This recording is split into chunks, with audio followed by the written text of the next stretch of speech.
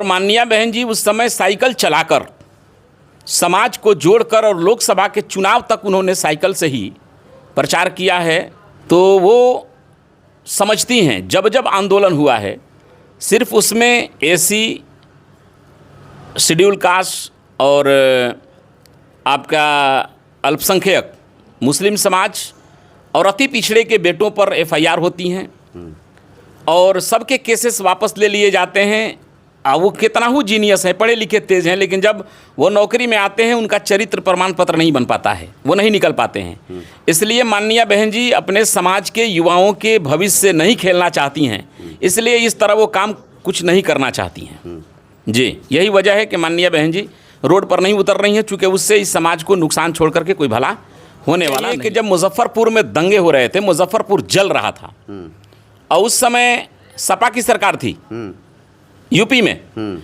ये दोनों मुलायम सिंह यादव जी और अखिलेश यादव जी दोनों लोग, इन लोगों का एक महोत्सव होता है, वो सैफई महोत्सव, उसमें ये लोग बैठ करके ये लोग मज़ा ले रहे थे कि आज़म खान साहब सपा के इतने वफादार नेता अब एक इस दुनिया में आज नहीं रहे, आलम बदी साहब, मुख्तार अंसारी साहब की मिट्टी पलीद कर दी गई, सबको मार दिया गया गैर कानूनी ढंग से।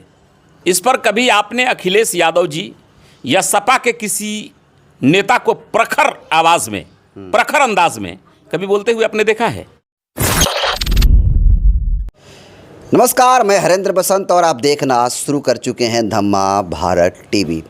देखिए, आपने देखा कि किस प्रकार से एक लंबा समय छात्रों ने नीट पेपर लीक को मुद्दा बना करके धर्मेंद्र प्रधान जो शिक्षा मंत्री है उनके इस्तीफे की मांग किया और लगातार कई दिनों के चलने के बाद, प्रदर्शन चलने के बाद पूरे देश में अलग अलग जिलों पर भी प्रदर्शन हुए।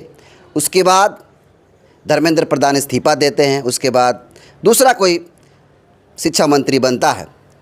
कई सवाल खड़े हो रहे हैं जिसमें सवाल पूछा जा रहा था कि आखिर बसपा सुप्रीमो मायावती जी छात्रों के साथ खड़ी क्यों नज़र नहीं आई? वो नहीं आए, चलिए ठीक है, आकाश आनंद क्यों नहीं आए? कई बड़े सवाल उठाए जा रहे हैं। साथ ही साथ जो नए शिक्षा मंत्री हैं, क्या उनसे उम्मीदें लगाई जा सकती है कि वो पेपर लीक जो हो रहा है उसको रोकने में कामयाब होंगे? ओबीसी के पहले शिक्षा मंत्री थे, अब ब्राह्मण समाज से जोशी हैं। इसके अलावा देश में कई बड़े सवाल हैं जिसको लेकर के बातचीत करेंगे। बातचीत करने के लिए हमारे साथ बहुजन समाज पार्टी की स्टार प्रचारक जो 20 साल से भी अधिक बीएसपी के लिए काम किया है और बहुजन चिंतक, अम्बेडकरवादी चिंतक हैं, साजिद हुसैन साहब। स्वागत करते हैं सबसे पहले सर आपका। जी बहुत बहुत धन्यवाद, आपको भी बहुत बहुत जय भीम।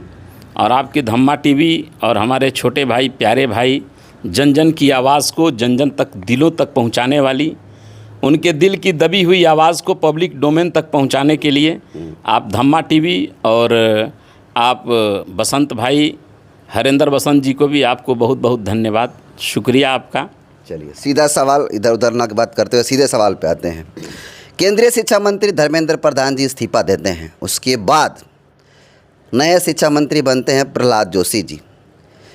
तो क्या शिक्षा मंत्री को बदल देने से पेपर लीक जैसे मुद्दे रुकेंगे?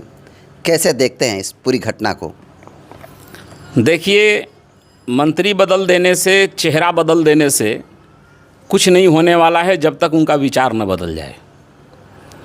और इसकी कोई गारंटी नहीं है कि धर्मेंद्र प्रधान जी का इस्तीफ़ा हो गया और ये जो नए शिक्षा मंत्री बने हैं प्रहलाद जोशी जी, ये आकर के सुधार कर देंगे।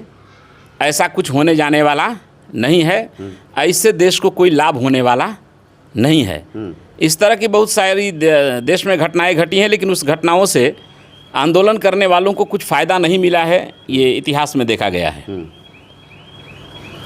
आगे तो पेपर लीक जो है रुकने वाला नहीं है आपके हिसाब से? नहीं। शिक्षा मंत्री बदलो तो क्या ऐसा चेंज करना चाहिए सरकार को? सरकार दिल से ईमानदार नहीं है। सरकार जो इस देश में 85% जिसको आप या हम बहुजन कहते हैं, जो देश का मूल निवासी समाज के जो बच्चे जो घरों में पढ़कर अपनी मेहनत से, अपनी काबिलियत से वो कुर्सी पाना चाहते हैं, उन कुर्सियों पर ये देखना नहीं चाहते। ये जब जब जाएंगे, चाहे जिसकी भी सरकार होगी, जब तक इन नौजवानों की अपनी सरकार, जो इनकी हमदर्द सरकार हो और जो बाबा साहब के विचार से परिपूर्ण हो, जब तक उनकी सरकार नहीं होगी इस देश में किसी का कोई भला होने वाला नहीं है। इस जो प्रदर्शन चल रहा था इस्तीफे की मांग को लेकर के, जो दिल्ली के जंतर मंतर प्रदर्शन चल रहा था, उस दौरान पूरे देश में तमाम लोग ये सवाल पूछ रहे थे कि बसपा सुप्रीमो मायावती जी छात्रों के साथ क्यों नहीं आ रही हैं सड़कों पे, या फिर वो नहीं आ रही हैं तो आकाश आनंद को क्यों नहीं भेज रही हैं, कैसे देखते हैं? देखिए, बहन कुमारी मायावती जी एक बहुत समझदार, तेज़ तर्रार और कानून के अधिकार को जानकार नेता हैं, लॉयर भी हैं और उनको विरासत में राजनीति नहीं मिली है। आपको ये पता होना चाहिए, अभी आप लोग छोटे होंगे हरेंद्र भाई, जिस ज़माने में माननीय बहन कुमारी मायावती जी पैदल और साइकिल से चल करके बीएसपी के मूवमेंट को आगे उन्होंने बढ़ाया है, और माननीय बहन जी उस समय साइकिल चलाकर समाज को जोड़कर और लोकसभा के चुनाव तक उन्होंने साइकिल से ही प्रचार किया है। और प्रथम बार सन 1989 में जो बिजनौर लोकसभा सीट से चुनाव जीती थी, तो वो समझती हैं जब जब आंदोलन हुआ है सिर्फ उसमें एसी, शेड्यूल कास्ट और आपका अल्पसंख्यक, मुस्लिम समाज और अति पिछड़े के बेटों पर एफआईआर होती हैं और सबके केसेस वापस ले लिए जाते हैं। वो कितना ही जीनियस है, पढ़े लिखे तेज़ हैं, लेकिन जब वो नौकरी में आते हैं उनका चरित्र प्रमाण पत्र नहीं बन पाता है, वो नहीं निकल पाते हैं। इसलिए माननीय बहन जी अपने समाज के युवाओं के भविष्य से नहीं खेलना चाहती हैं, इसलिए इस तरह वो काम कुछ नहीं करना चाहती हैं जी। यही वजह है कि माननीय बहन जी रोड पर नहीं उतर रही हैं, चूँकि उससे इस समाज को नुकसान छोड़ करके कोई भला होने वाला नहीं है। ये सवाल उठाया जा रहा है कि आकाश आनंद को कम से कम भेज देना चाहिए। आकाश आनंद जी माननीय बहन जी के नेतृत्व में वो आगे बढ़ रहे हैं और इस बात से मैं सहमत हूँ। अगर देश का युवा अगर आकाश आनंद जी का मांग करते हैं तो आकाश आनंद जी चूँकि माननीय बहन जी के नेतृत्व में संघर्ष कर रहे हैं, उनके अंदर ये क्वालिटी है, तो अगर ये मांग करते हैं तो मैं भी ये कहूँगा कि माननीय बहन कुमारी मायावती जी को नौजवानों के बीच और नौजवानों का नेतृत्व करने के लिए मान्यवर आकाश आनंद जी को आगे बढ़ाना चाहिए, जाना चाहिए उनको। जी। अगला सवाल, नीट पेपर जैसे मामले आए, तमाम लोग जंतर मंतर पर बैठे, लेकिन एक युवा नेता जो पहले मनुवाद मुर्दाबाद के नारे लगाते थे, तमाम सरकारों के मुर्दाबाद नारे लगाने का काम किया करता था, कन्हैया कुमार कहीं इस पूरे आंदोलन में कहीं नज़र नहीं आए। और इसके साथ ये भी सवाल उठाया जा रहा है कि एक ही केस में उमर खालिद को जेल होती है और एक ही केस में, उसी सेम केस में कन्हैया कुमार को बेल मिलती है, इसको कैसे देखते हैं आप?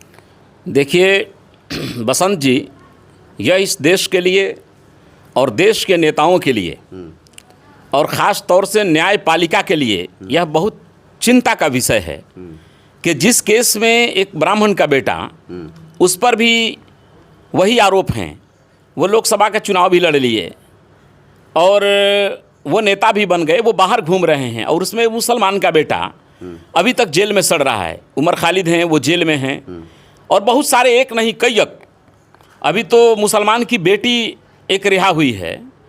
इससे मुसलमानों को ये मैसेज दिया जा रहा है और मुसलमानों में ये बात अंदर घर भी करती जा रही है कि इस देश में मुसलमान का नेता कोई नहीं है, मुसलमान का हमदर्द कोई नहीं है।